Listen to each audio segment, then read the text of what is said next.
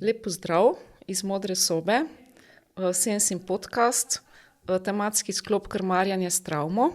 Moje ime je Metka Kuhar, moj današnji gost je pa Albert Margule. Živa. Lepo pozdravljen. Ja. Te bom še predstavila, ampak bom sam napovedala današnjo temo oziroma najin tematski okvir. Pogovarjava se v času, ko smo bili priča nasilnim dogodkom, zelo nasilnim dogodkom v Srbiji, tudi v Sloveniji, takemu primeru.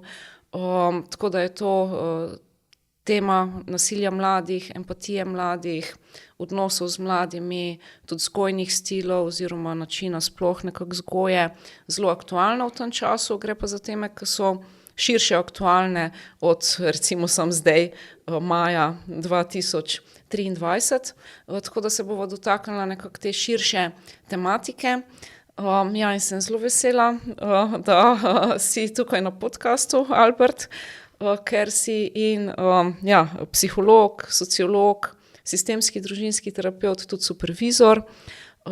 Predvsem deluješ z pristopom, ki se mu reče čustva, osredotočena oziroma usmerjena terapija. Večinoma delata tudi nekako skupaj z ženo Leonido ustvarjata v okviru zavoda Vezal. Skupaj delata od leta 2005, že res dolga doba. Tako da imata individualne terapije, svetovanja, za partnerske odnose, družine, starše, imata pa tudi predavanja, seminarje, zdaj tudi spletno skupnost, o kateri bova lahko še kaj povedala. Jaz pa tudi nekako, midva se poznava že nekaj časa, še z področja mladinskih študij, socioloških mladinskih študij, kjer sem imel tudi zelo veliko prispevka. Pri vpeljavi se mi zdi pomemben poudariti programa PUM, projektnega učenja mladih. Zdaj tudi si predsednik nacionalne mreže telefona za otroke in mladostnike. In veliko knjig si napisal pred temi knjigami, ki so tlele, pa se bolj dotikajo starševanja, odnosov starši otroci. Si pa že pisal knjige še v prejšnjem stoletju. Prejšnjem življenju. Oziroma v prejšnjem tisočletju. V prejšnjem življenju. Recimo bom rekla Malopridna mladež med zaščitniki in preganjavci k nastajanju mladinskega prava, ki je šla iz tvoje tudi doktorske dizertacije. Že magistrska naloga je bila na temo vzgojnih zavodov. Skratka, zelo veliko imaš tu že ene kilometrine znanja, kam z mularijo, načela kakovosti neformalnega dela z mladimi 2003. Sama krasna dela, ki se res tijo, tako en drug čas. Zdaj pa skupaj z ženo, ta čudovita knjiga, ki je tukaj odzadaj, Ištekani najstniki in starši, ki štekajo. Tudi jaz jo imam, kot eno tako vzgojno biblijo, bom rekla, doma. In tukaj tudi imava, recimo to je na moji levi strani temeljni vodnik, vpliv staršev od rojstva dalje. So pa izšle že 4 publikacije, kjer si pa starši lahko pomagamo, tako da nekako sledimo tem vprašanjem, gremo v neko refleksijo. Meni osebno se to zdi krasen, recimo delati s prijateljico. Tako nekako, da se s prijateljico to zadava, pa se malo dobiva, pa smo malo skupaj, pa malo nekaj od tega nekako greva v eno globino. Mora biti zelo dobra prijateljica, ker so zelo intimne. Bom rekel, vprašanja nagovarjajo zelo intimne zgodbe. Oziroma, neka ideja je, da bi se dalo nek psihoterapevtski proces peljati z ustreznimi vprašanji, tako da ga lahko sam počnem. Marsikdo ga verjetno sam. Cilj ali pa fokus je priti do odgovorov na vprašanja, kaj so bile naše potrebe, ko smo mi odraščali, in okoli teh nezadovoljenih potreb se vrti v glavnem, da rečem, starševsko odzivanje. In ko jaz vem, kaj bi jaz potreboval drugače, potem bom jaz znal to posredovati svojim otrokom naprej. Tako bom rekel, je nek pripomoček, da bi te transgeneracijske vzorce, ki se nefunkcionalne zlasti, ki se prenašajo, nekako zajezili pa odprli prostor za eno spremembo. Ja, to se mi zdi tak izjemen pripomoček. Ja, se pravim, ideja je bolj ambiciozna, kot je pa odziv. Na to prvo knjigo Izštekani najstniki, 10 let bo letos, se prav spomnim, kako so tisto poletje pisala ali pa kako sem imel v sebi občutek, da to pa bo nekaj, kar starši rabijo. In ja, je odziv še zmeraj, je res kot Biblija, jo uporabljajo. S tem, da spet to ni, da rečem, priročnik za osebnostno rast ali pa priročnik z navodili, kako upravljati z otrokom. Ampak, bom rekel, ima noter neko paradigmo prihodnosti, ja, kar pa v bistvu še razdeljujeva zdaj tudi preko te skupnosti in preko knjig, ki nama takole za vratom stojijo, da jih napišejo. Ja, sem brala tudi, zdaj je bil pred kratkim tak sjajni intervju v Mladini, kjer si tudi omenil, da se pripravlja nova knjiga. Pa tudi je še več teh knjig, ampak mogoče, da bodo to, kar je v teh knjigah, tudi malo pronicali v ta današnji pogovor. Jaz bi te zdaj kar ob tej aktualni tematiki vprašala, kako se lahko kot družba, ker si tudi recimo sociolog, te bom tako vprašala, kako se lahko izognemo poenostavljanju te kompleksne problematike, nasilja, empatije mladih, in bolj celovito naslovimo to težavo oziroma ta problem. Zdaj, kot recimo z nekimi orodji, ki jih imamo skozi pač tudi, da rečem, humanističnih ved, imamo polno nekih konceptov, preko katerih premljevamo neko stanje ali pa nek pojav. In eno je, da ti koncepti nekako ne grejo skupaj, so tako, da pač eden je usmerjen na nek fokus, drug na nek drug fokus in omogočajo seveda zelo širok pogled. Jaz, če rečem, da je tema, ki se pač tukaj kroži v teh zgodbah, je to, da v vseh družbah je bila agresija nekaj, s čimer so skušali urejati medsebojne odnose in izbira nekih nasilnih ravnanj je, da rečem, zgodovinska stalnica. Tukaj se zdaj lahko, antropološko, etnološko, zgodovinsko, sociološko izživljamo nad iskanjem nekih vzorcev in tako naprej. Ampak meni v bistvu to ni... Tako bom rekel, to me ne vznemirja toliko kot vprašanje, kaj se dogaja v posamezniku oziroma kaj se tako na neki pragmatični ravni dogaja med ljudmi. In tukaj tukaj se jaz zavzemam v bistvu za to, da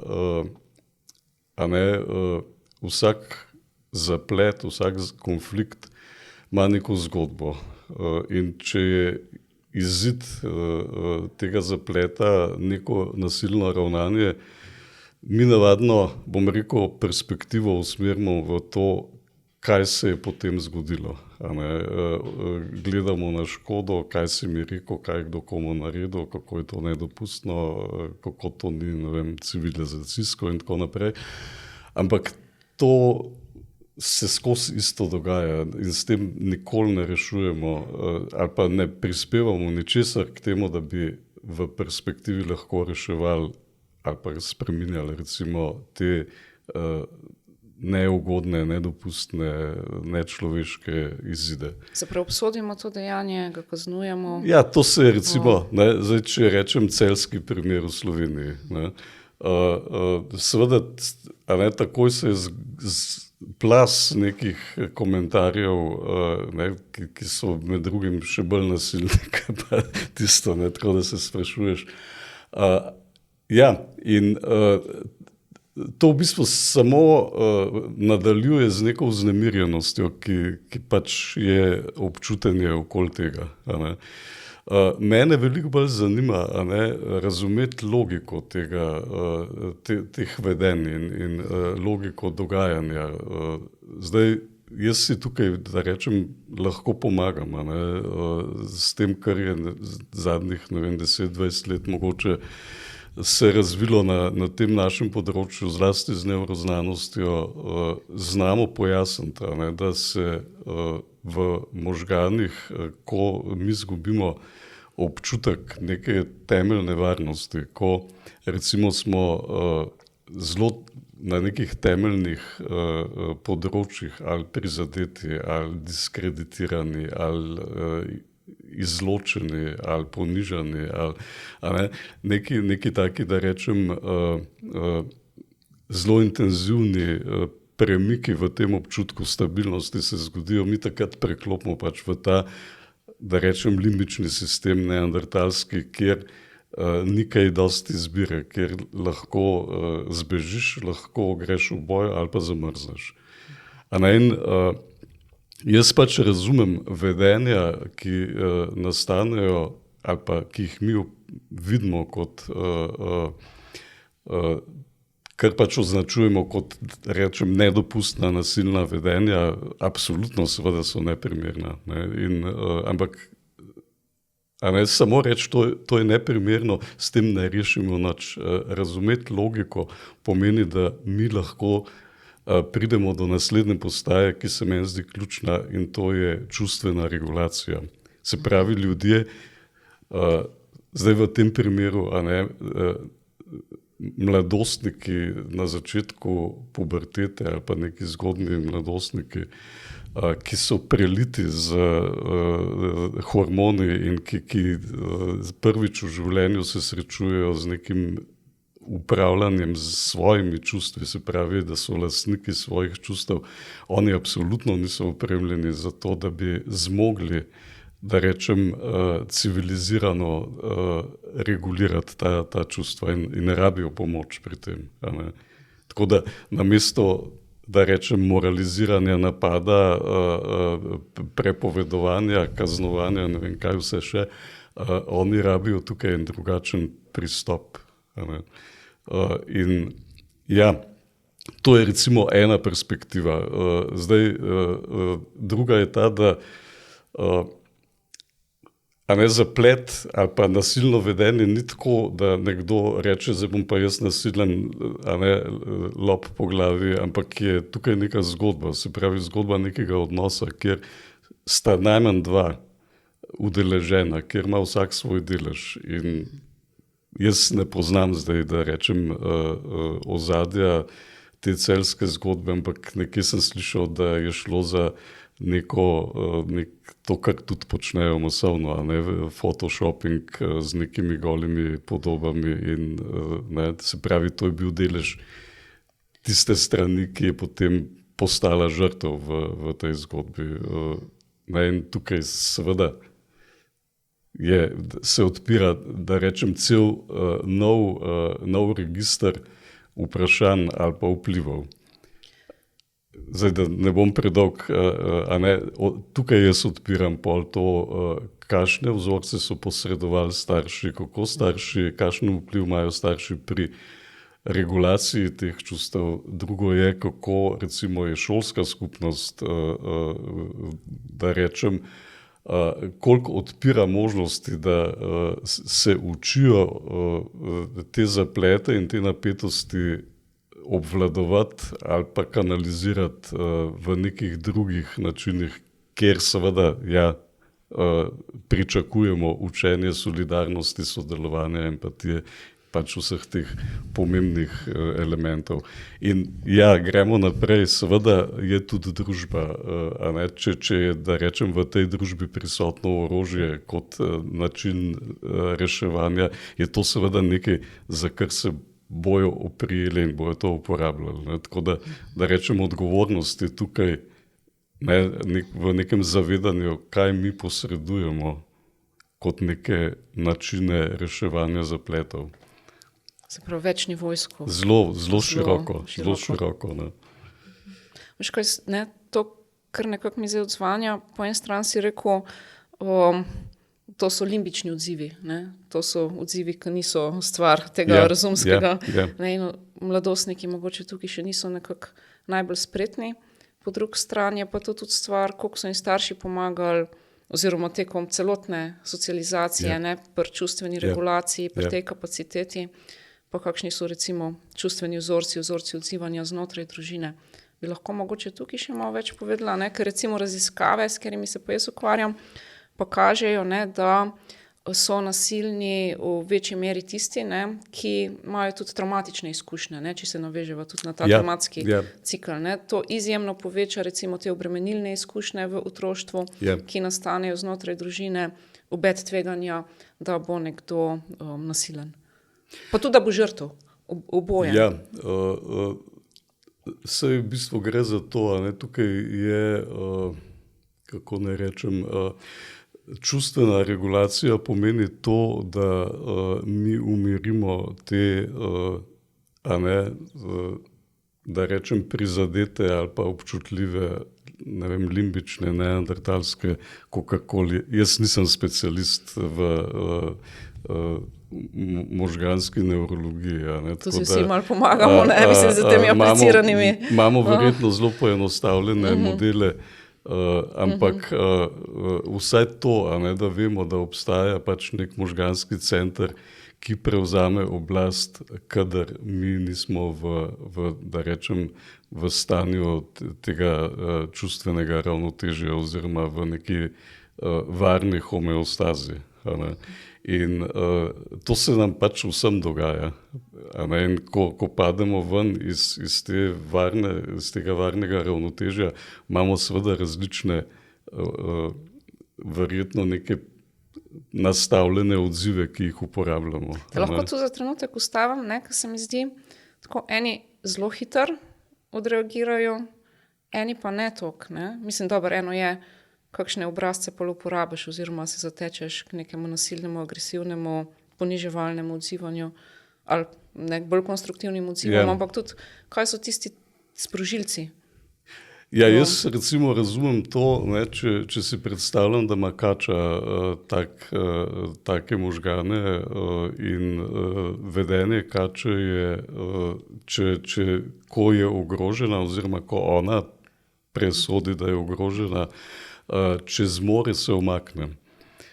Če ne zmore se umakniti, pomeni, da je že zelo, da rečem, na trnih, in potem useka. In tukaj ni nekih časovnih, da bi rekel, da je kačica, pomir se ti nič nočem. Zato ni prostora tukaj. Če še tega ne more, potem se naredi mrtvo. Tako jaz razumem, recimo, da ko mi preklopimo v ta del možganov, ampak to ne preklopimo tako, da bi to zavestno zgodilo, ampak se to zgodi pač v, bom rekel, spletu okoliščin. Lahko se zgodi, recimo, da se meni nekam mudi in imam jaz moj ključ od avta na tistem mojem kavlu, ki mi pomeni točko varnosti in rečem hop in sem v avtu in hop in ni ključev tam. In meni se lahko svet podre, če se nekaj zelo pomembnega pričakuje pola. In zgubim razsodnost, preklopam v paniko. In tle imamo te, eno so recimo ti panični, da rečem, kaotični odzivi, drugo so pa ti rigidni, da pač se tam, kje so moje ključi, in ne boš premaknil pogleda, ki mogoče visijo na sosednjem kabelčku. Ok, ampak to so značilnosti, bom rekel, naših vedenj, kadar smo mi v takem stanju. In če te nekdo recimo pred skupino sošolcev, kjer ti je pomembna tvoja vrednost in kjer si šele ustvarjaš neko pozicijo, da rečem, brutalno poniža ali pa zelo prizadane v tem smislu, pol seveda preklopiš v ta način. In zdaj, ko omenjaš travmatične izkušnje, v bistvu sem se spomnil dela z enim otrokom, ki je posvojen. Krasna družina, krasni starši, krasno je funkcioniral in tam nekje okoli 10. leta, kar tako iznenada, je začel postajati, da rečem, res nesprejemljivo nasilen. Pluval v obroke, demoliral šolske potrebščine, boksno, tako da pač so mogli pomoč poklicati in res brutalno. In je bil seveda prvi odziv pač ta klasičen, da dajmo se pogovarjati, on je rekel, ja, da mu je žal, pa ne bom več, pa seveda se skozi to ponavljalo. In pa starši, pa svetovalna služba, pa so obupali, ker pač niso dosegali s tem, kar so počeli, nobene spremembe. In mene je zanimalo, ko je prišel k meni, kaj se mu dogaja. Jaz sem šel na to, da kako on sploh, da rečem, doživlja v telesu, preden on naredi neko tako dejanje. In je počasi začel zaveščati in počasi je, da rečem, pripovedoval zgodbe, ki so govorile o njegovem občutku izključevanja. Niso ga povabili na rojsten dan. Tam pri računalniku, kjer je pač bilo očitno nekaj pomembnega, ni prišel zraven. Ves čas je doživljal neko odrivanje, ne morem, nesprejetost, recimo posmehovanje, tudi kakšne zelo grde. In tako bom rekel, je do neke mere ozavestil nadzor nad svojimi občutki, ampak ni bilo, da rečem, dovolj. In potem sem jaz v enem momentu se odločil, da bom mu pojasnil, kako jaz razumem delovanje njegovih možganov. Jaz sem rekel, glej, jaz vem, da se je tebi zgodilo nekaj, kar absolutno ni prav, ampak ti si bil v času, starosti 3 mesecev zapuščen in to je tvoja, bom rekel, travma, ki jo imajo tvoje celice zapisane in ves čas v bistvu si v stiku s tem, da si lahko zapuščen in je to nekaj, kar nikakor nisi mogel obvladovati, regulirati. To imaš ti nekje v sebi. Se pravi, da je on tudi hiperobčutljiv na vse take... Da rečem, vsaka asociacija, ki daje možnost, da ne boš sprejet, je njemu seveda aktivirala ta preživetveni sistem in je, ko je lahko uporabil. Ker mogoče komu drugemu ne bi, ne? Itak, ja. Tukaj nikoli ne vemo, kaj se dogaja, da rečem, ne moramo imeti nekih receptov ali pa nekih pravil, kako naj nekdo odreagira, ampak lahko samo pač z nekim, da rečem, spoštljivo radovednostjo, zanimanjem, z analizo in z neko empatijo, pridemo do logike teh ravnanj in šele potem lahko nekaj spreminjamo.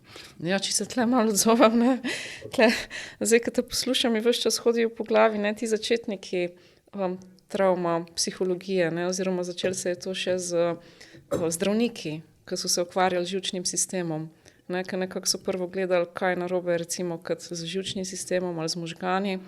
Potem so se pa šele počasi, recimo Briquet v 19. stoletju, en prvih, ki se je začel pogovarjati z ljudmi, mislim sploh, kako se je razvilo to področje, da se ne išče samo nekih ali pa celo bioloških okvar, nekih takih patologij ali gleda samo vedenje, ampak tako, da ljudje lahko povejo svoje subjektivno doživljanje, da se jih sploh sliši, da se jih resno vzame in potem to, kar praviš, da se vidi, kje je tudi mogoče ta izvorna rana, kje je ta travma, ki te lahko dela tako, bom rekla, hiperobčutljivega v določenih situacijah, ki so potem sprožilci. Če lahko tukaj, ravno v tem, da se pravi, kar rečemo, pogovarjati se. Ampak zakaj gre? Ko jaz recimo ubesedim, ko najdem nek besedni opis za ta nek občutek, pomeni, da jaz takrat s tem aktiviram frontalni režen in s tem frontalni režen prevzame nadzor nad limbičnim sistemom.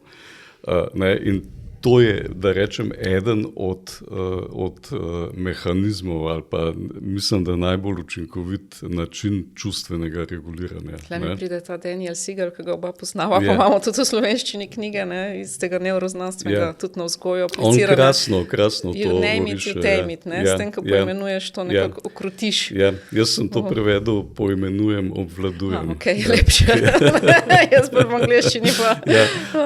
In je res, da recimo jaz, če rečem pri sebi, lahko eno izkušnjo podelim. Skratka, to nisem verjel. Sliši se tako malce ceneno. Sploh te take ampak jaz vem, da sem bil v nekem obdobju, ko nisem znal, da rečem, regulirati neke, recimo, jeze. In vem, da sem v nekem trenutku, se spomnim, stal, ne vem, z Lejo sva se nekaj seveda spričkala, in jaz sem stal sred kuhne s tistim, ne vem, togoto, da bi lahko, ne vem, kuhinjske elemente dol potrgal. Pač nek, da rečem, ne vem, kakšna mikročasovna enota me je spreletela, da to ne bo dobro. In sem rekel, kaj se zdaj z mano dogaja? Kokar bolj tako, iz te nadutosti, zdaj pač drugim rečeš, da vprašaj se, kaj se stavi, kaj se zdaj z mano dogaja. Ampak to je bilo tako, da bi zdaj luč ugasnil. Občutek, da je dejansko, mislim, jeza, da bi splahnila iz telesa. In jaz to na terapijah pač, da rečem, na široko uporabljam, a ne ta način, a ne tudi to, da spremenimo, recimo, telesni občutek. To so vedeli že naši predniki, ki so polivali z mrzlo vodo, vlekli za ušesa, pretepali s palcami, je deloval, sam je pač zelo nehumano. In namesto tega, da pač uporabljamo take nehumane načine, lahko seveda objamemo, to tudi spremeni telesni občutek. Če majhnega otroka, ne vem, dvigneš brez dodatnih, da rečem, stiskan in izkazovan nadmoči, ampak samo, da ga dvigneš, mu spremeniš telesni občutek. Če ga objameš, če mu daš, ne vem, ponudiš nekaj kamarat, kaj pa vem, toplo čokolado, to mu spremeni telesni občutek. Tle me zdaj zelo spomni, ko to govoriš, to nemško področje travma pedagogike, ki se zelo razvija, jaz tudi malo predavam temle pedagogom, ki delajo z mladimi v tudi vzgojnih ustanovah in tako. In tam je priporočen in da se mladim razloži možgane, tako kot si rekel, mislim, da tudi razumejo svoje odzive, da prepoznavajo te sprožilce in da imajo potem en kovček, nek toolbox, ti bi verjetno to boš prevedel, nekih orodij, kaj mene pomaga, kaj meni pomaga k neki večji regulaciji in hkrati recimo, ko lahko pride do takih močnih odzivov, do nekih takih kriznih epizod, da je tudi dogovor, recimo, če se to dogaja v kontekstu ustanove, da je dogovor, kaj se potem lahko naredi. Ker nekomu je všeč, če se ga objame, nekomu je to nek dodatni sprožilec. Tako da nekako tudi se raziskuje, kaj pa potem lahko drug naredi. Se pravi, da je eno zavestno prepoznavanje, zdaj sem v nekem takem odzivu, flashbacku, ki ima neko korenino v rani, pač v neki izvorni travmi, ki še ni nekako zares predelana in poceljena in se tako burno odzovem, grem v ta del. In nekako prav, da se tudi raziskuje, mislim, se to je tudi nek tak nenehen proces, kaj mi še lahko pomaga. Recimo, da so tudi take zvečilke, ki se jih lahko vzame, vonji, in to vonji ne neka fina eterična olja, amonijak, da res zelo spremeni, ampak tukaj res zdaj govoriva o zelo traumatiziranih, recimo, mladostnikih. Gre za, bom rekel, ravnanja, ki so učinkovita, ki jih pač poznamo, recimo, preverjeno.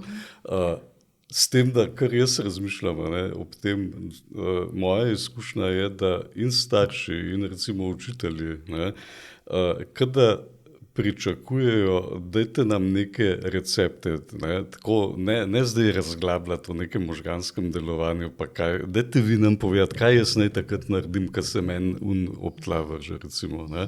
In kada nimajo, da rečem tega, ne vem, epistemološkega zanimanja, da v bistvu ne, tukaj ne gre za vzrok-posledica model, ampak gre za nekaj, kar je kreacija, ker v bistvu ves čas v odnosih moraš biti ustvarjalen, uglašen, se odzivati, iskati, zbirati orodja ali pa izbirati, odbirati od tega, kar pač imaš in kar je nekoč delovalo, zdaj pa ne veš, a bo. Ampak, a ne, če imamo mi nek okvir, da vemo, recimo, kako možgani delujejo, kako se možgani v nekih, da rečem, kriznih razmerah obnašajo in da pač so vznemirjeni in da jih je treba pomiriti in kako jih pomirimo, to je že zelo veliko, a ne, in smo tukaj lahko ustvarjalni, ne. Tako da jaz... Tudi je že veliko znanja, ne? Mislim, in teh starih receptov in tudi sodobnega, precej razdelanega znanja, ne? Kako s fiziologijo, ne? Ko fiziologija naša prevzame nadzor nad nekim zavestnim ravnanjem, obnašanjem. Ja, tukaj jaz vidim, da rečem, neslutene možnosti razvoja za, jaz rečem, starše prihodnosti, a ne? Ki bodo prešli iz tega nekega pogojevalnega modela, ki mislim, da zdaj prevladuje. Mislim, da... A pa to, ko si rekel, ne, tudi taki bolj, pa nočem zdaj biti preveč kritična, ne, taki kognitivno-vedenski pristopi, ok, otrok naredi to, ko naredi to, ne vem, ga zaprem v prostor, naj se umiri, ne, ker vemo, da je sploh nekako lahko problematičen, sploh... Ok, tukaj zdaj odpirava neko novo temo. Veliko temo, ne, drugače. Jaz bi tako rekel, teh pristopov je neskončno. Vsak, ne vem, hoče odkriti neko novo varianto, ampak kar jaz vidim je, da zdaj ena značilnost je to, ne, da do 10. leta je ta literatura, bom rekel, zelo plodna za najstnike, pa pol nekako, bom rekel, to tudi tako na najnih predavanjih je tudi zelo podobno. Ne. V vrtcih so starši strašno, da rečem, pametni, izobraženi, polno imajo komentarjev, ne strinjajo se, a ne, imajo neke svoje načine. Pri najstnikih so, bom rekel, tako vsi nemočno skrušeni, so hvaležni za vsak namig, ki bi kaj spremenil. Tako je nekako, se mi zdi, tudi literatura ali pa polje vednosti. Ampak ja, a ne, eni pristopi so seveda, da rečem, neke tehnologije nadzorovanja in manipulacije vedenj, ki je seveda možna pri, ne vem, majhnih, 5-letnih, 6-letnih, recimo, do tam nekje. Recimo pogojno, a ne, na zelo omejenem področju. In recimo tam seveda neke vedenjske, behavioristične finte ali pa triki ali pa ne vem kaj delujejo, pogojevanje ne, deluje, ampak v nekem pač, ne v nekem momentu, se že od začetka naprej je pač otrok človeško bitje, ki rabi svoje dostojanstvo, ki rabi razvijati svojo avtonomijo, ki rabi imeti možnosti izbire, ki se rabi učiti iz nekih posledic. In, a ne, tukaj jaz pač zagovarjam nek sistemski pogled. A ne, in, meni je bilo tudi težko izstopati iz tega vzročno-posledičnega modela. Ne. Se pravi, jaz potegnem otrok, pa ne, hopla. Ne. In ne, to je čudovita ideja, ne, da smo mi pač upravljavci te marionete in ona pač dela to, kar smo si mi zamislili. Ne. Ampak ja, otrok že, bom rekel, že ko se rodi, pa noče spati, tako kot smo si mi zamislili, pa ko bi nam bilo prav, ne, pokaže, da je neko individualno bitje z nekimi svojimi, da rečem, silnicami. Ne. In ja, ne, tukaj se začne to sistemsko uglaševanje, se pravi, jaz to ponazarjam s plesom, a ne, ples med mano, med otrokom, med staršem, med otrokom in gre seveda za odzivnost, a ne, gre za zakonitosti feedbacka, s čim krepimo določena vedenja, s čim jih dušimo ali pa manjšamo, kaj so otrokove potrebe, kako se odzivamo na otrokove potrebe. In tukaj je pol še razvoj, kako se otrok razvija s temi potrebami. In zadeva postane, da rečem, zelo komplicirana, ni več tako enoznačno, da bi rekel, vzameš to in pride ven to in to. Ne. Ja, tukaj te poslušam, rekel si ta izraz oglaševanje. Kako se starši oglasi, recimo na otrokove potrebe, ki so tudi različne v različnih obdobjih, oziroma mogoče v osnovi se meni zdi, smem tako podeliti, kar jaz vidim, v osnovi sta mogoče dve potrebi. Tako po tem, da si povezan, da si res nekako pripaden, v tem čist nekako ta nek vez, navezanost in tako. Po drugi strani pa, da lahko razvijam tudi svojo avtentičnost, avtonomijo, ne svojo osebnost, svojo individualnost. Ja, zdaj tukaj so v različne, da rečem, teme usmerjene, kaj pa vem, če rečemo kognitivne potrebe, razvijanje, miselnega obzorja, pol lahko seveda se o tem pogovarjamo. Lahko se o čustvenih potrebah, kjer je seveda navezanost ali pa teorija navezanosti zdaj, da rečem, preplavlja celotno področje in nam, bom rekel, res zelo pomaga ali pa zelo si mi z njo lahko pomagamo. Ker pač to, da smo kot sesalci, ne samo kot ljudje, ampak sesalci, preživimo z neko začetno izkušnjo, da nekdo za nas poskrbi, da je nekomu mar za nas, da imamo nek stik, da se tukaj ta čustva ali pa ta čustven del začne razvijati. To je temelj, da rečem, naših najpomembnejših izkušenj, da pripadamo, da imamo nekoga radi, da nas nekdo ima rad. Tudi osnova za čustveno regulacijo, ki smo jo prej omenjali. Skozi to izkušnjo.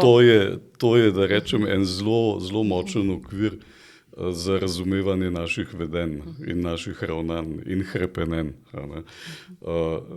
Tako da ja, to je seveda, da rečem, en del nekih potreb, ampak so pol seveda še te potrebe, da si avtonomen, da si pač individuum, ki lahko izbira, ki si lahko ustvarjalen, ki se lahko zabavaš.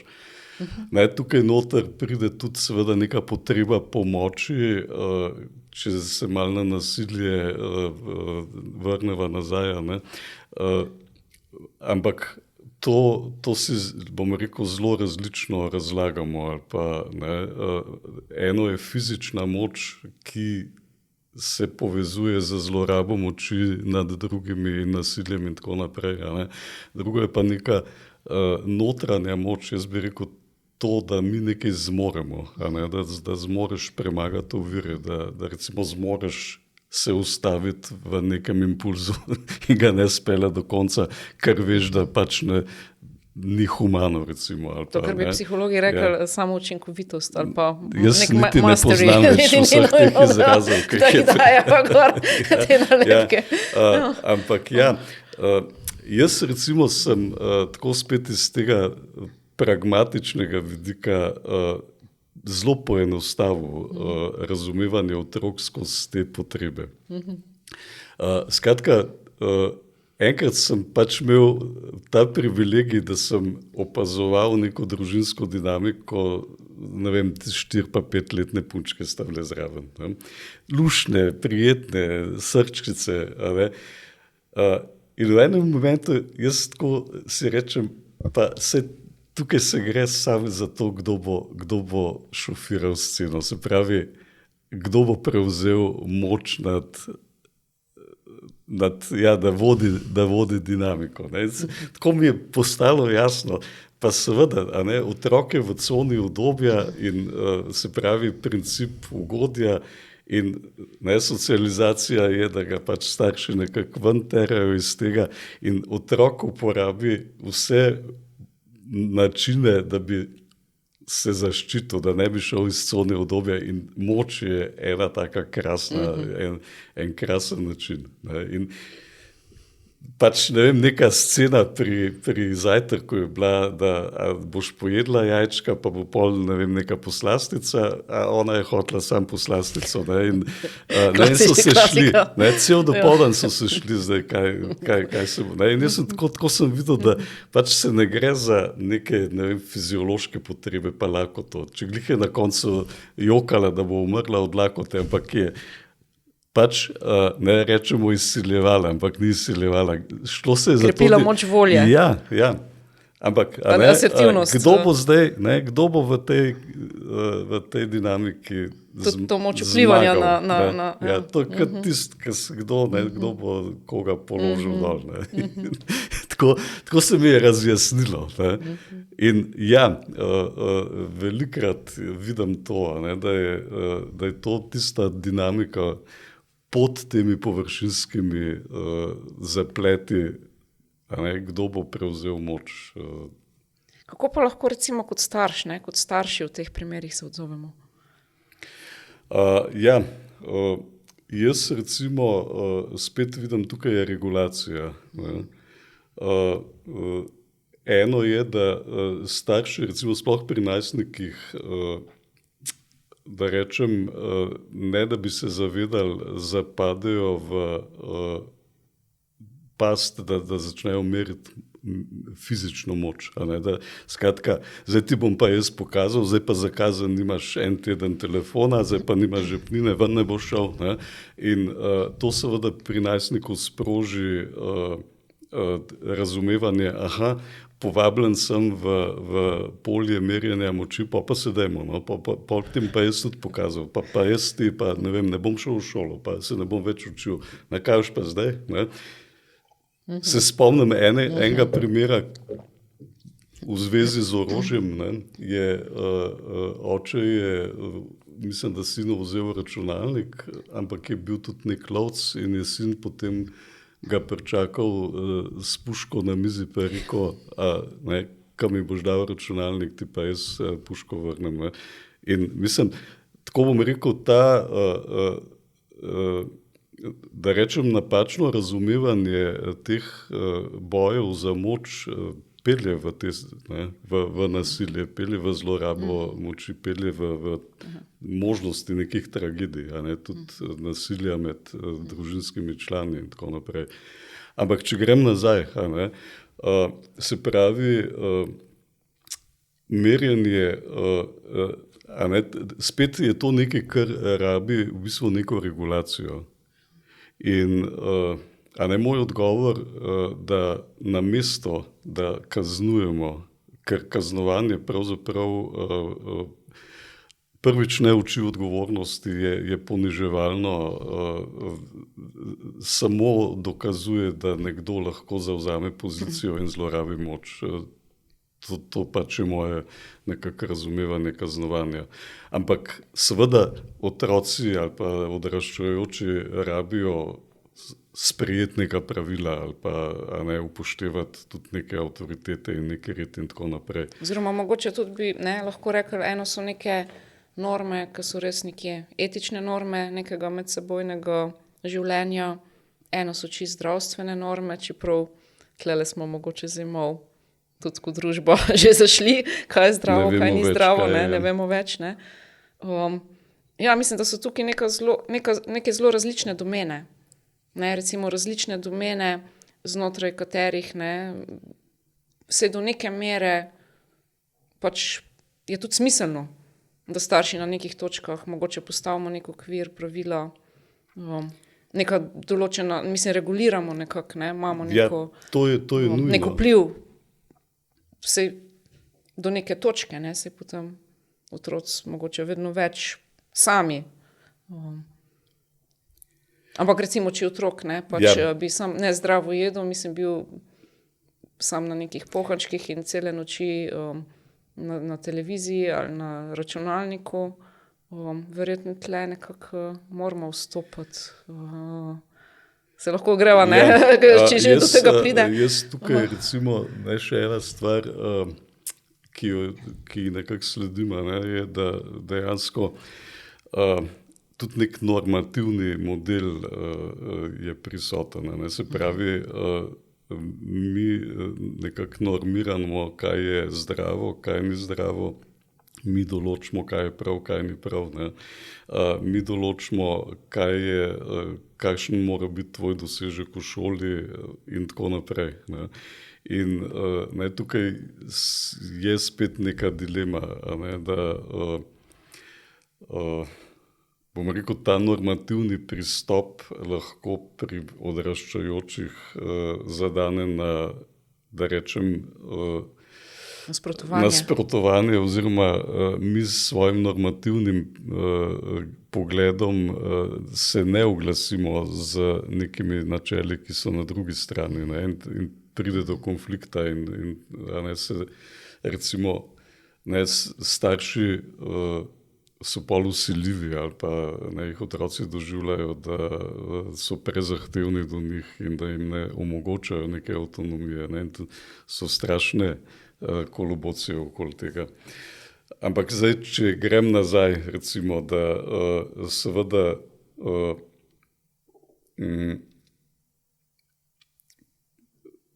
ne bi razpravljal o tem, a je to prav ali ni prav, ampak če grem k tisti zgodbi pri zajtrku in da smo pač rekli, najprej bomo pojedli jajčka in potem bo še pa, ne vem, čokoladni jajček. Ne. In zdaj ta otrok je pač imel idejo, da bo preskočil en del, a ne, in starši so se pač odločili, da ne. A ne, da rečem, ta alternativni način, ki nima noter kaznovanja, je bil tak, a ne, jaz mu rečem izbira.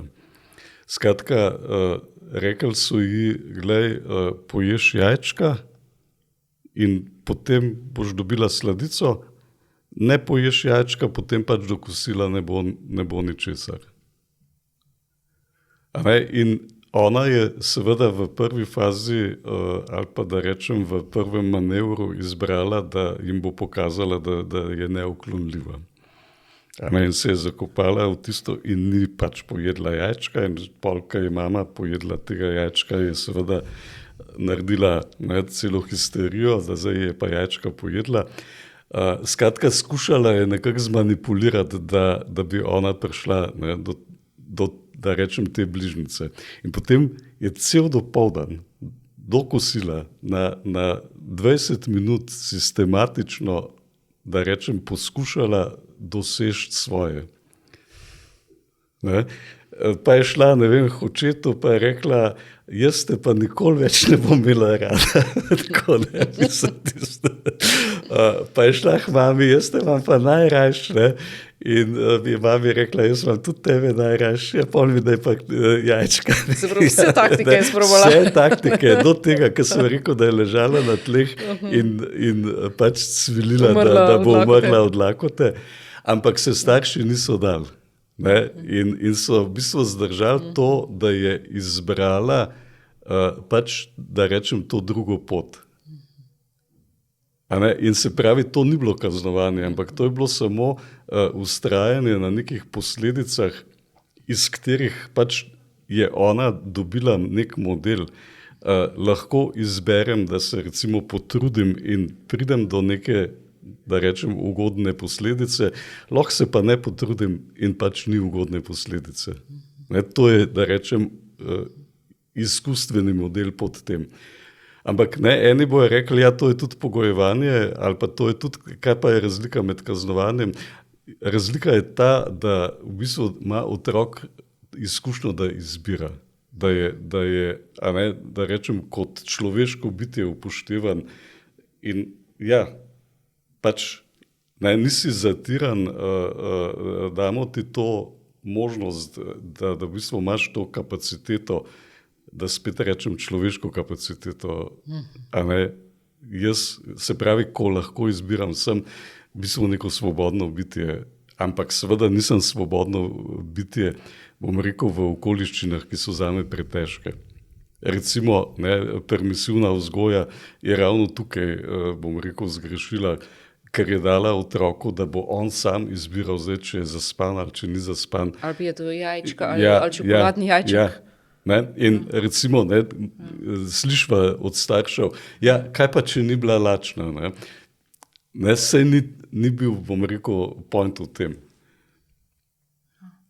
Čudovito. Ja. Lahko daš še kak primer za najstnike? Ja, jaz imam ta priljubljen svoje zakladnice. Kako ta način izbire? Ja, recimo, kar se zelo obnese, je, zdaj sicer ob koncu šolskega leta ni, da rečem, ustrezen čas za to, ampak ustrezno je na začetku šolskega leta. Za tiste najstnike, ki imajo zelo potrebo, da so sami, da sami odločajo, da so, puste me na mir, pa kaj mi toliko težite, pa tako. Tudi s temi načini učenja, pa, da imajo v bistvu to izbiro. Se pravi, to je čist naš domač primer. Recimo smo rekli, daj si ti, napiši si končno spričevalo, se pravi, preden so se sploh kakšne ocene začele, napiši si končno spričevalo. Pač tako kot veš, da ga boš imel, ker ti točno veš, koliko boš imel. Ne koliko si želiš, pa koliko misliš, da bi si midva želela, ampak veš. Kaj je realistično. Realno si napiš, kakšno bo tvoje spričevalo, za koliko si pač se namenil prizadevati in to je v bistvu neka, da rečem, neka lestvica, ki ji boš sledil. In zdaj, imaš na izbiro, se pravi, delaš sam na svoj način, brez da ti mi pač, najedamo, težimo in dosegaš ta nivo. Mi smo pomirjeni, ker vemo, pri čem smo, ti si odgovoren in pač mirno plavala bo moja barka. To je varianta 1. Varianta 2 je, da se pač lotaš, tako kot ti hočeš, ampak se zgodi, da pač si zelo pod to lestvico. In potem to pomeni, da še nisi dovolj zrel, dovolj samostojen in to pomeni, da morava midva vklopiti program Zmaj in pač ti začeti težiti in te spraviti na to lestvico in potem boš spet imel možnost, da boš izbral. Enkrat boš verjetno prišel do tega, da je smiselno, da pač ne delaš teh pretresov. To sem zdaj mogoče malo na zabaven način povedal, ampak jaz zagovarjam zabaven način v odnosu z najstniki, ker tega nam tudi manjka, recimo sproščenosti, humorja, igre. In eni, bom rekel, z velikim veseljem zagrabijo to ponudbo, ker s tem dobijo pač možnost za neko avtonomijo in za neke svoje načine. Eni pa seveda, bom rekel, niso še dosti zreli, pa to zlorabljajo, ampak starši morajo pol to spet zregulirati. Glej, izbral si, da sem zdaj bom en teden Zmaj in ti bom težil, ne kar jaz hočem, ampak ker si ti to izbral. In to je drugače. Se pravi, tukaj to moje vedenje, ki bi bilo verjetno enako, kot če bi ga hotel kaznovati, ali pa, ampak to ni moja kaprica, ampak je posledica tvoje izbire. Podpora v resnici tebi. Dobro, to itak vemo. To itak vemo, da je to podpora. To ne delamo zato, ker bi jih hoteli maltretirati. Ampak tudi otrok sama to uzaveščen. Gre za to, da oni doživljajo. Sej tudi pri tem, pri tej, da rečem, ultimativni krilatici mar mi je zate ali pa mar mi je za odnos.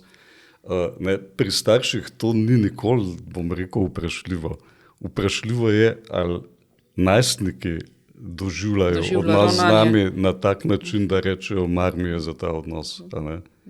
In to je neka zelo močen preventivni dejavnik. Ker najstnik reče, mar mi je za ta odnos, ali pa mar mi je za to, kako bodo starši, mene videli, ali pa kako bo to učinkovalo na naše odnose, bo v neki sceni, ker je, ne vem, da si zdaj izmislim, na mizi mamila orožje in ne vem kaj, bo rekel, ne, to niso vrednote naše družine in bo šel stran. A ne, ko mi nimamo nobenega vpliva več na to.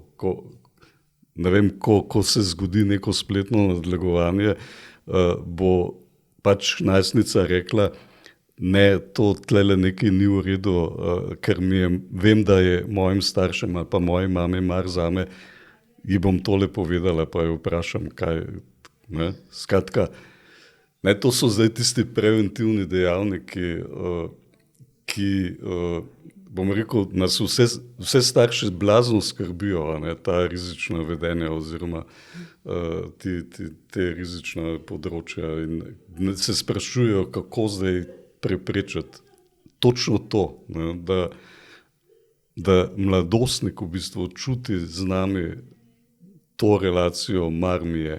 Ne. Ampak to se ne zgodi tako, da čakamo, ampak to se zgodi, da rečem, z našimi intenzivnimi odzivi na tem mi moramo intenzivno delati, da ustvarimo to vzdušje.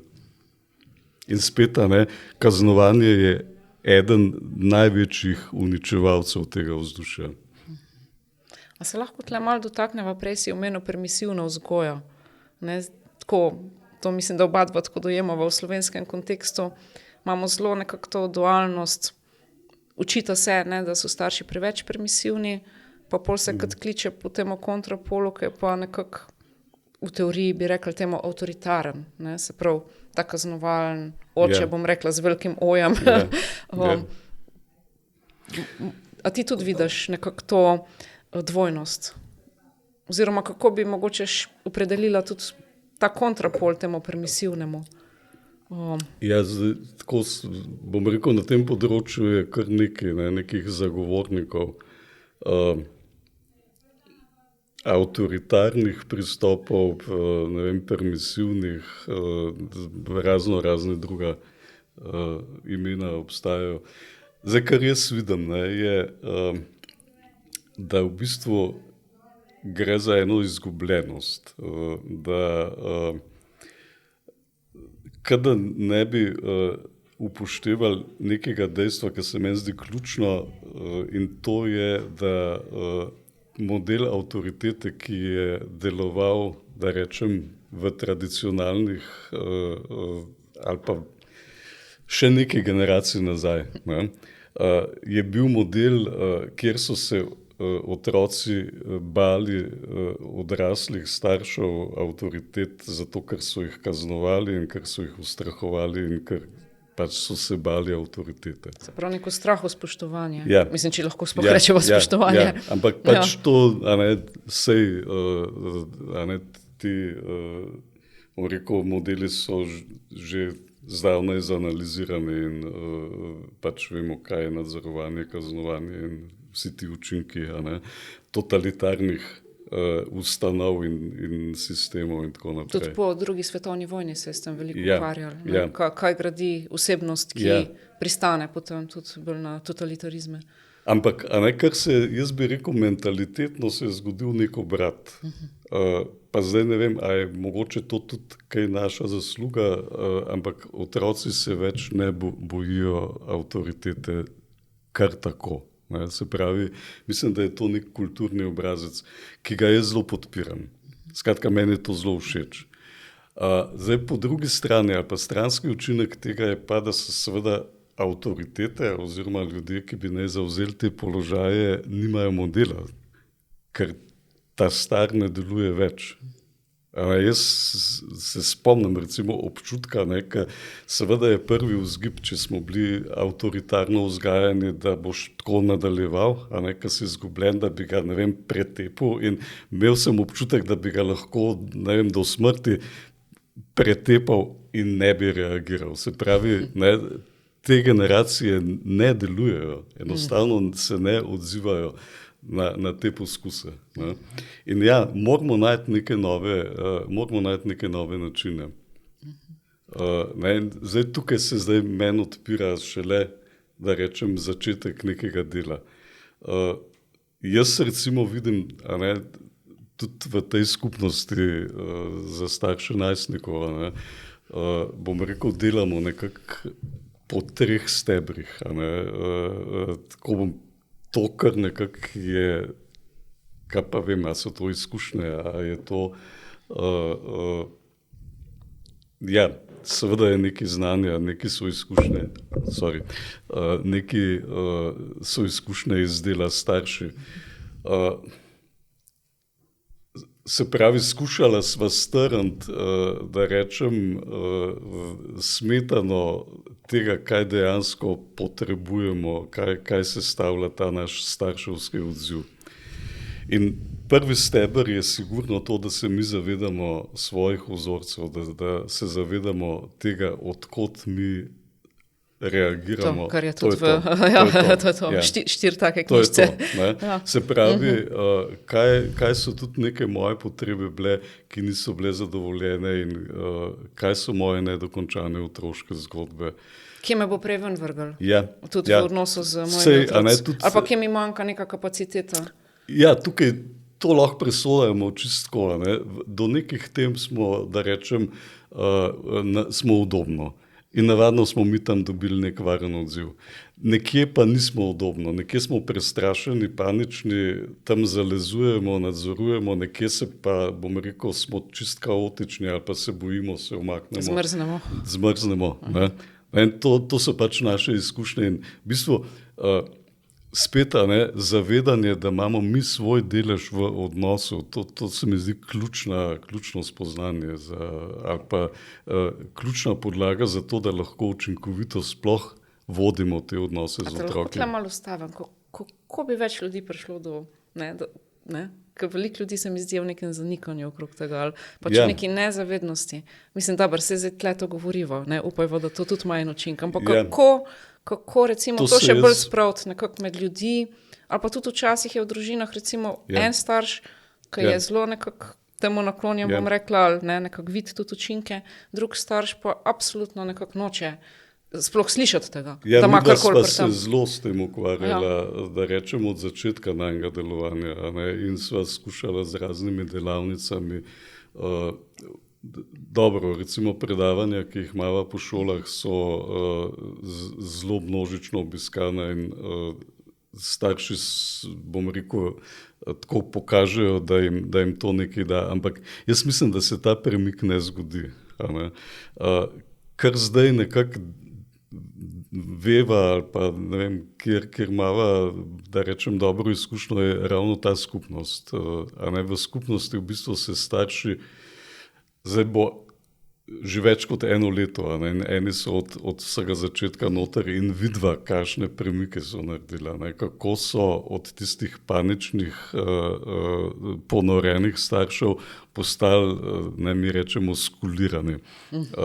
Kako z mirnostjo se lotevajo nekih odzivov, kako jih ne vrže več iz tira in kako otroci drugače funkcionirajo, kako imajo tudi, da rečem, vzdušje v družini, kako se je spremenilo.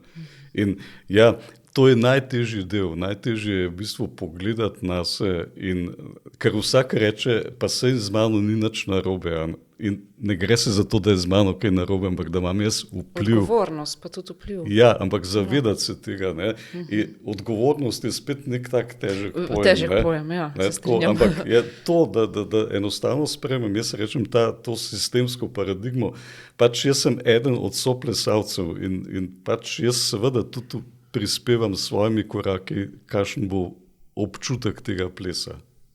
In če se kaj zatakne, saj lahko popravlja, saj lahko naredimo minimalne spremembe za to, da se bova imela fajn. In to je ta prvi steber. In tukaj so vsi ti vzorci, vse te naša prepričanja.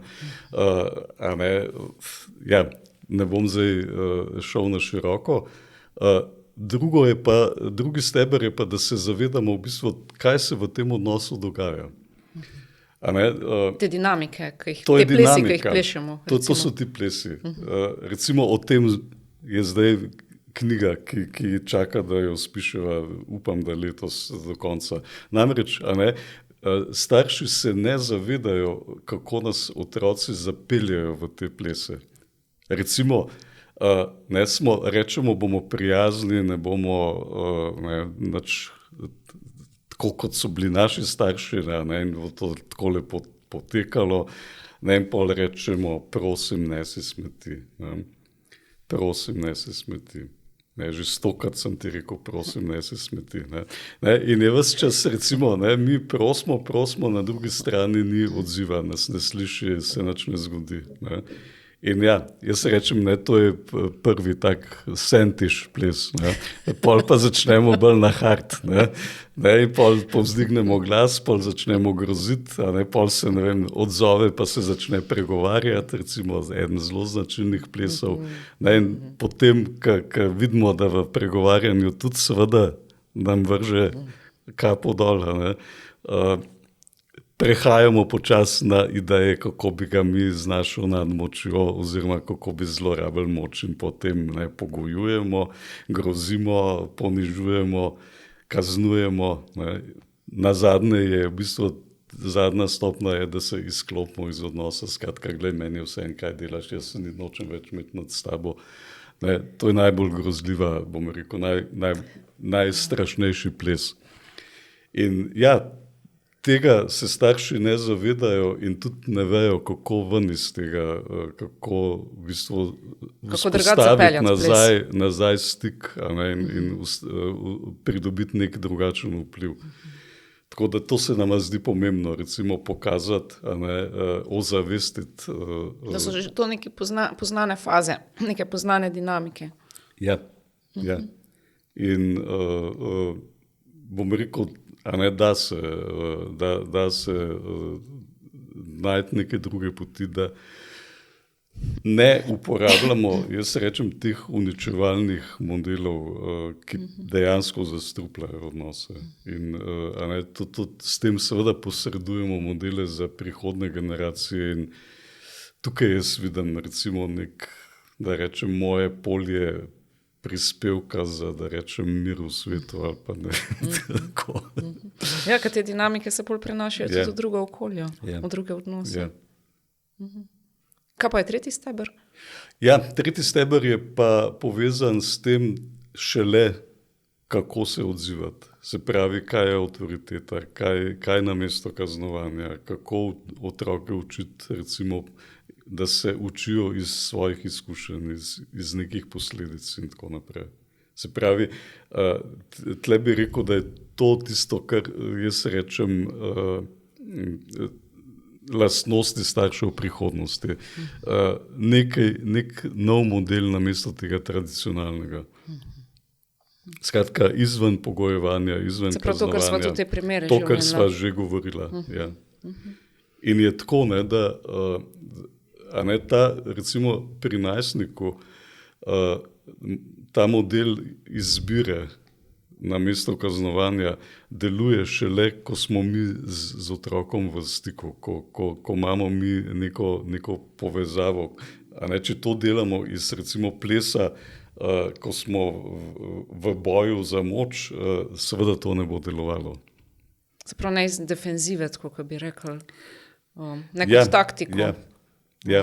A ne, ko se otrok z nami počuti jaz rečem, v tem čustvenem stiku, se pravi, a ne, počuti se varno z nami, počuti se, da a ne, smo mi neka varna odskočna deska, da on lahko gre v neko svojo izkušnjo in da tam lahko naredi neko napako, da se ta napaka da popraviti in da komu je težko, da pride k nam nazaj v neko varno zavetje. A ne, to kreira to vzdušje nekega odnosa, kjer rečeš, aha, mar mu je. A ne.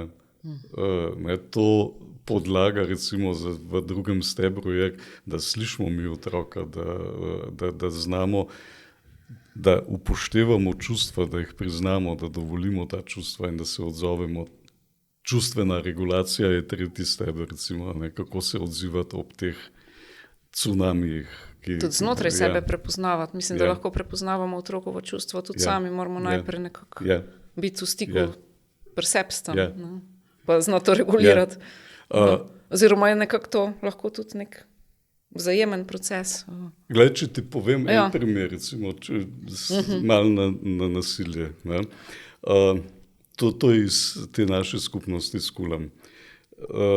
Mama je predstavila, je rekla, hči se z avtobusom peljala domov, na busu je nek sošolc ali vrstnik Coca-Cola zganjal pač neki nad njo, še dva sta bila zraven. Prišla je domov, ne vem, 13-letnica recimo, se vrgla na tla, čustveni izbruh, živčni zlom, panični napad, ne vem, in pol je povedala, kaj se je zgodilo.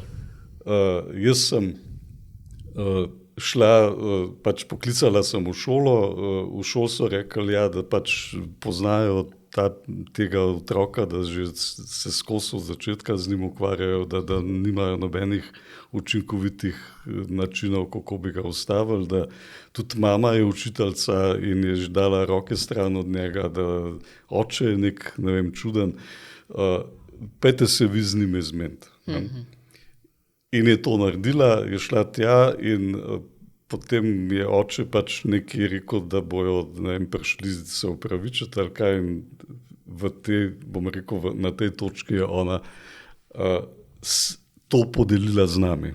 Zdaj skupnost je zaupna skupnost, skratka, mi ne govorimo o imenih, ampak smo zelo povezani. In se že to čuti, da je si dovolila ali pa da je delila to z nami, da se je naslonila na nas kot na skupnost. Tudi da ima to možnost. Tukaj je že, bom rekel, še en mal širša regulacija, neka delujoča skupnost, kjer mi lahko delimo, kjer mi dobimo zavetje, odziv, tolažbo, regulacijo. Tudi več ljudi drži težo, pač teža se porazdeli na več, ne čisto fizikalno, je to nek zelo podporni, močen podporni element. Tudi neko empatijo, ne? Vse to se je zgodilo. Ampak zdaj, da grem nazaj k zgodbi. In tako je rekla, kaj naj naredim. In potem smo seveda začeli, da rečem, mi regulirati. Zdaj, če jaz sebe reflektiram, recimo moj prvi vzgib je bil tisti mater, kaznovati, glavo bi mu utrgal. Ampak seveda je to ta prvi, da rečem, limbični odziv. In ga pol seveda civiliziraš. In moja naslednja, bom rekel, ideja je bila, da z kaznovalnim načinom to ne bo šlo. Se pravi, če si zamislim, da zdaj pridejo se upravičati in bojo rekli, veš, da to ni prav, pa da tega nikoli več ne boš naredil, naslednjič bomo šli na policijo, bo ta otrok zamrznil.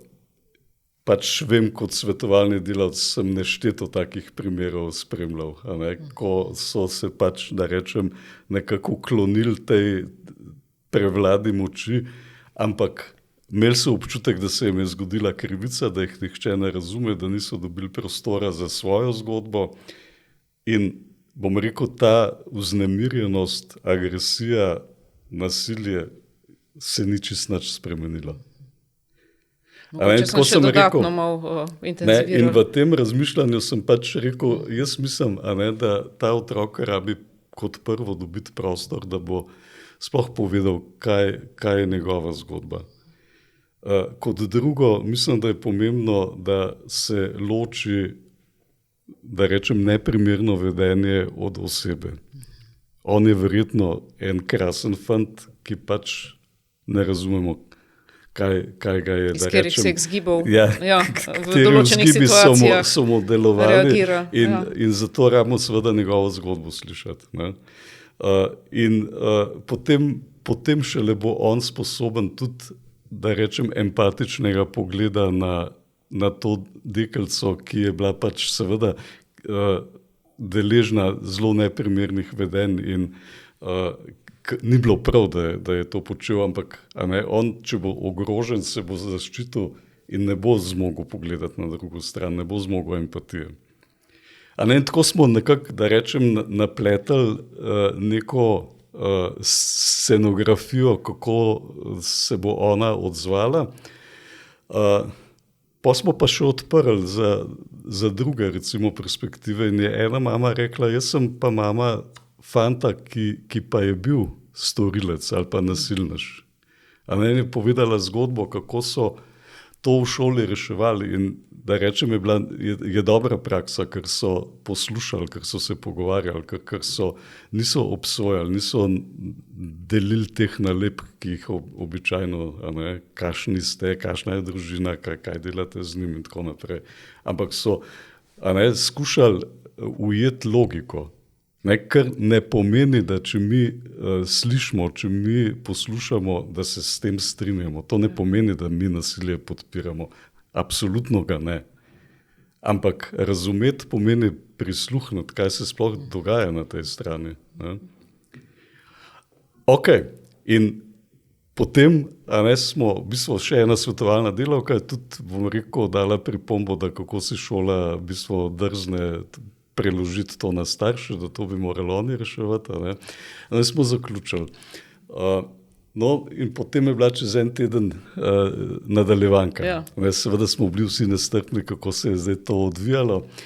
In ta mama pravi, jaz sem poslušala še enkrat posnetek tega našega pogovora na Zoomu in potem sem vadila, sem se izpisala vse iztočnice, kaj bom rekla, in potem smo doma še s hčerko se šli 3-krat igre vlog, kako bomo mi se to pogovarjali, zato da hči ne bi imela občutka, da jaz zdaj njega zagovarjam, pa da nisem na njeni strani.